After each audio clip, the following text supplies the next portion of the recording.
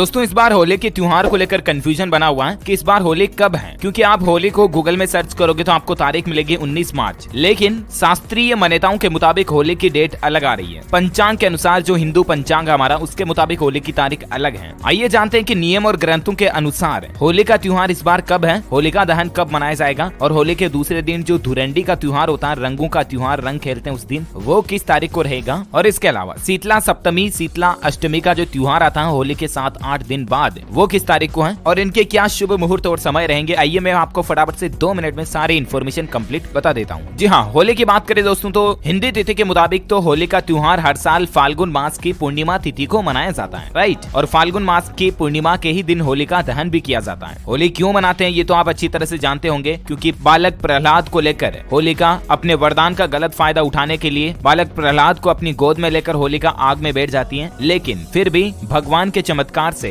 होलिका जलकर राख हो जाती है, लेकिन प्रहलाद का बाल भी बांका नहीं होता है। हिरण्यकश्यप के कहने पर ही होलिका ये सब कुछ करती है। तो ये तो पौराणिक मान्यता है जिसके मुताबिक होली का त्योहार मनाया जाता है, राइट। और ऐसे में इस साल होली पर तिथियों का कुछ ऐसे संयोग बन रहा है जिससे लोगों को होली की डेट को लेकर कंफ्यूजन हो रहा है, उलझन हो रही है। क्योंकि पंचांग में होली की डेट 18 मार्च आ रही है, जबकि गूगल में आप सर्च करोगे तो होली की डेट आपको 19 मार्च दिखेगी और कई ज्योतिषज्ञ भी 19 मार्च बता रहे हैं। आपको बता दूं पंचांग की गणना के अनुसार होलिका दहन इस साल 17 मार्च गुरुवार के दिन होगा। आप हिंदी कैलेंडर भी उठाकर देखोगे तो यहाँ पर आप देख सकते हैं श्रीधरी काल दर्शक पंचांग में भी होली के त्योहार को 17 तारीख को बताया गया। होलिका दहन प्रदोष जो रहेगा 17 तारीख को रहेगा, क्योंकि पूर्वा फाल्गुनी 17 तारीख को है। हालांकि यहाँ पर फाल्गुन सुदी चतुर्दशी भी 17 तारीख को ही है और समय की गणना के मुताबिक पूर्णिमा भी फिर इसी दिन हो जाती है और इसीलिए होलिका दहन 17 तारीख को ही रहेगा, मार्च में 17 मार्च गुरुवार को। और फिर रंग वाली जो गुलाल वाली कलर खेलने की जो होली होती है वो 18 मार्च शुक्रवार को होगी। दरअसल दोस्तों होलिका दहन पूर्णिमा तिथि में भद्रा रहित काल में करना चाहिए, ग्रंथों में एक बात कही गई है, लेकिन इस साल क्या कि